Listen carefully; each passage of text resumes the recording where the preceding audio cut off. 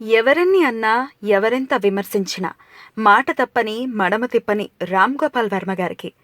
దర్శకుల్లో రామ్ గోపాల్ వర్మ వేరయ్య అని నా ఫ్రెండ్స్ అంటూ ఉంటే నమ్మలేదు. కానీ మీ సినిమాలు చూస్తే అది నిజమే అనిపించింది.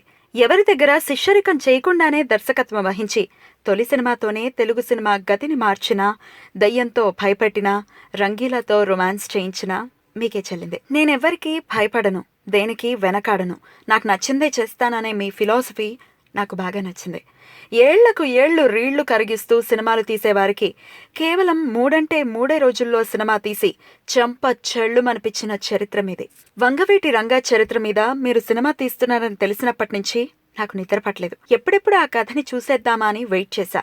ఎవరిని నొప్పించకుండా, ఎవరిని తగ్గించకుండా చాలా నేర్పుగా వంగవీటిని డైరెక్ట్ చేసిన మీ టాలెంట్ని అభినందించకుండా ఉండలేకపోతున్నా. అయితే ఇన్ని తెలివితేటలుండి ఎప్పుడూ కాంట్రవర్షియల్ ఇష్యూస్ జోలికి వెళ్లడాన్ని నేను తట్టుకోలేకపోతున్నా. మీకు పేరు, డబ్బే కావాలా? అందుకు వివాదాలు తప్ప వేరొక మార్గం లేదా? నేనొక బెస్ట్ చాయిస్ చెప్పనా? రీసెంట్గా రిలీజ్ అయిన ఆమిర్ ఖాన్ దంగల్ మూవీ కూడా జరిగిన కథను తీసుకుని సెల్యులాయిడ్ మీదకి ఎక్కించిందే. అయితే అందులో ఎలాంటి వివాదాలు లేవు. నిజ జీవితానికి దగ్గరగా ఉండటంతో అది ప్రేక్షకుల హృదయాల్ని బలంగా తాకి వసూళ్ల పంట పండిస్తోంది. మీరు కాంట్రవర్సీల కోసం పెట్టే దానిలో సగం తెలివిని మంచి సినిమాల విషయంలో పెడితే తెలుగువారు గర్వపడే సినిమా ఆవిష్కృతమవుతుంది. అలాంటి కథలు కోకొల్లలు. ఆ దిశగా మీరు ఆలోచించి తెలుగు సినిమాను, తెలుగువాడి ఖ్యాతిని అంతర్జాతీయ స్థాయిలో వ్యాపింపచేస్తారని కోరుకుంటూ ఇట్లు ప్రేమతో మీ అభిమాని.